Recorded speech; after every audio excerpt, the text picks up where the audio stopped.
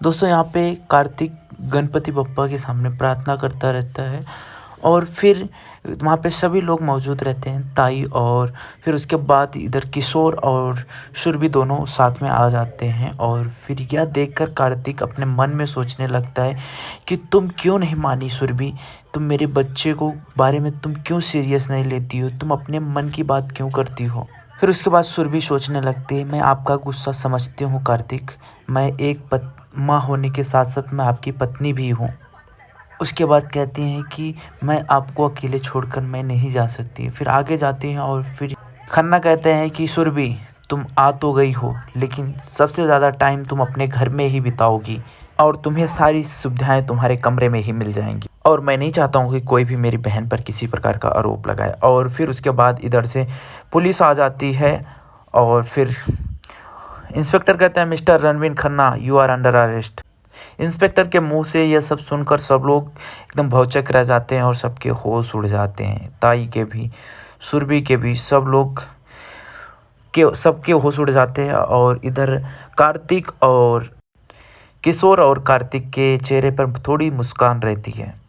फिर उसके बाद खन्ना कहते हैं कि इंस्पेक्टर साहब मैंने किया क्या है और मेरा अपराध क्या है। फिर उसके बाद कहते हैं कि आज तुमने राहुल अवस्थी का मर्डर किया और ये फ़ोटो गवाही है कि तुम्हारी शादी हुई थी राहुल अवस्थी से। और फिर उसके बाद आपकी बहन की शादी राहुल अवस्थी से हुई थी और तुम्हारी बंद ऑफिस यानी तुम्हारी फ्रिज के अंदर से उनकी लाश मिली हुई है और इसके तहत आपको मेरे साथ चलना होगा तफ्तीश के लिए। फिर उसके बाद कार्तिक मेहर के पास आ जाता है और कहता है कि मेहर ये क्या कर रहे हैं, तुम्हारी शादी हो गई थी और क्या ये बोल रहे हैं तुम राहुल अवस्थी की पत्नी हो, और ये कैसे हो सकता है, क्या तुमने पहले से शादी कर रखी थी। और फिर उसके बाद कार्तिक काफ़ी ज़्यादा गुस्सा होने लगता है यानी नाटक करने लगता है और कहने लगता है कि मेहर तुम ऐसे कैसे कैसे कर सकती हो, तुमने मुझे बताया क्यों नहीं। फिर उसके बाद खन्ना कहते हैं, मिस्टर वर्वे मेरी बहन को हाथ तक मत लगाना। फिर उसके बाद कार्तिक गुस्से में कहता है चुप। और फिर इंस्पेक्टर साहब कहते हैं कि प्लीज़ कार्तिक आप हेल्प कीजिए इन्वेस्टिगेशन में। फिर उसके बाद कार्तिक कहता नहीं सर इंस्पेक्टर साहब ये मेरे लाइफ का सवाल है। और फिर उसके बाद कार्तिक मेहर का हाथ पकड़ के घसीटते हुए उसे कमरे में लेके जाता। बाकी सब लोग उसे देखकर भौचक रह जाते हैं और उसके पीछे सब लोग दौड़ते रहते हैं, लेकिन कार्तिक मानता नहीं है और जल्दी जल्दी जाकर उसे कमरे में लेके चले जाता है ऊपर और अंदर से जाके कमरे को बंद कर देता है। और फिर उसके बाद कार्तिक बहुत ही ज़्यादा गुस्सा हुआ रहता है। और फिर उसके बाद कार्तिक को सुरभि की बात याद आने लगती है जो कि सुरभि उसे बताए रहती है और जो सुरभि के साथ हॉस्पिटल में हुआ रहता है वो सारी बात कार्तिक को बताए रखी रहती है। और उसी के गुस्से में मेहर को वो काफ़ी ज़्यादा गुस्से से उसको देखता रहता है और बाकी इधर सब लोग सोचते रहते हैं क्या कर रहा है अंदर वो। फिर लेकिन इधर कार्तिक उसे पकड़ कर झकझोरता रहता है और कहता है कि मेहर तुमने क्यों किया, तुमने क्यों शादी किया, मुझे तुमने बताया क्यों नहीं, अगर तुम शादीशुदा थी तो फिर मेरे साथ शादी क्यों नहीं किया। सब जानबूझकर कार्तिक ऐसे नाटक कर रहा था। फिर उसके बाद मेहर कहने लगती है आई स्वेयर कार्तिक मैंने कुछ नहीं किया है, मेरी शादी नहीं हुई है, किसी ने उस फोटो को मेरे फोटो के साथ कंप्यूटराइज करके अटैचमेंट करके आप सबको बेवकूफ़ बना रहा है, लेकिन मैंने कभी शादी नहीं किया है। फिर उसके बाद कार्तिक गुस्से में कहने लगता है तो राहुल अवस्थी कौन है, तुम्हारी फ़ोटो थी ना उसके साथ में दुल्हन की उसमें भेस में। फिर उसके बाद और इधर खन्ना जोर से कहते हैं मेरी बहन को अगर एक खरोच भी आई ना कार्तिक मैं तुझे जिंदा नहीं छोड़ूंगा। फिर उसके बाद कार्तिक कहता है जितना चिल्लाना हो चिल्ला लीजिए खन्ना, आज मैं तुम्हारी बहन को छोड़ने वाला नहीं हूँ, तुमने और तुम्हारी बहन ने मेरी लाइफ बर्बाद कर दी। और फिर उसके बाद मेहर वहाँ से धोखे से कार्तिक को धक्का दे देती है और कार्तिक नीचे गिर जाता है और तुरंत वो जाकर दरवाज़ा खोलकर बाहर चली जाती है यानी मिस्टर खन्ना की बाहों में आ जाती है।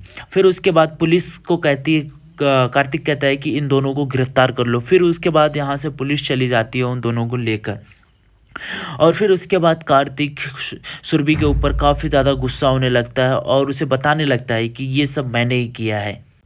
फिर उसके बाद सुरभि जो होती है काफ़ी डर जाती है और कहती है कि मिस्टर खन्ना बहुत ही बड़ा आदमी है, उसका कोई ईमान धर्म नहीं है, तुमने उसे अपनी कड़ी क्यों बताई, जो भी तुमने किया क्यों बताया उसे, उसका कोई भी ईमान धर्म नहीं है, वो कुछ भी कर सकता है। फिर उसके बाद कार्तिक कहना लगता है कि राहुल अवस्थी की उसके फ्रिज से, उसके ऑफिस से उसकी लाश मिली है।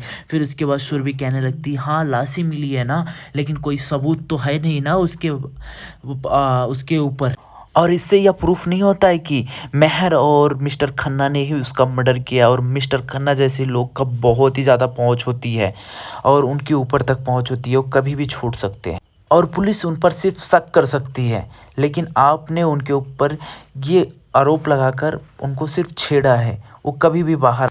फिर उसके बाद कार्तिक सुरभि के ऊपर गुस्सा हो जाता है। क्या कर लेंगे वो लोग, उनके ऊपर सारी धाराएं लगेंगी और उनके अपोजिट में ही सारी सबूत हैं और वो लोग अब जेल चले गए हैं। देखता हूँ क्या कर लेंगे वो लोग, और सुरभि तुम मुझे सिखाने की कोशिश मत करो। फिर उसके बाद सुरभि वहाँ से चली जाती है और बाहर आकर देखती है तो मिस्टर खन्ना और पुलिस दोनों एक दूसरे से समझौता कर लेते हैं और दोनों से हंसी बोलते रहते हैं और पुलिस वहाँ से चली जाती है। और फिर उसके बाद शांति वहाँ से गाड़ी से आ जाती है और फिर मिस्टर खन्ना ताई से कहने लगते हैं मैं देख लूँगा, ये जो सब कर रहा है ना मैं सब जानता हूँ।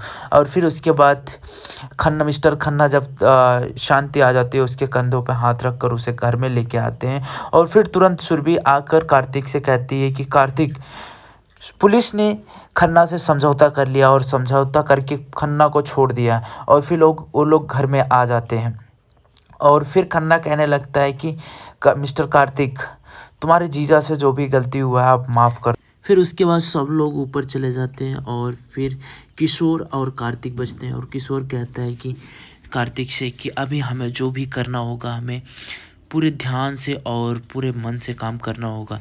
फिर उसके बाद इधर से ये लोग आ जाते हैं ऊपर और फिर खन्ना और ताई सब लोग वहाँ पे रहते हैं। खन्ना कहने लगता है कि शांति से, शांति तू अपने दादा से बहुत प्यार करती है ना।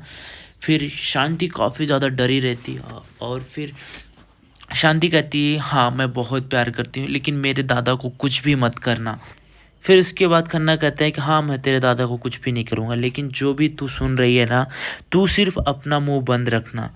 और फिर इधर कार्तिक और किशोर दोनों सोचते रहते हैं और सुरभि साथ में खड़ी रहती है और सब लोग एक दूसरे के बारे में बात करते रहते हैं और कहते रहते हैं कि किशोर अभी खन्ना को कैसे असलियत उसकी लाई जाए। सो गाइस ये एपिसोड यहीं पे ख़त्म होता है, मिलते हैं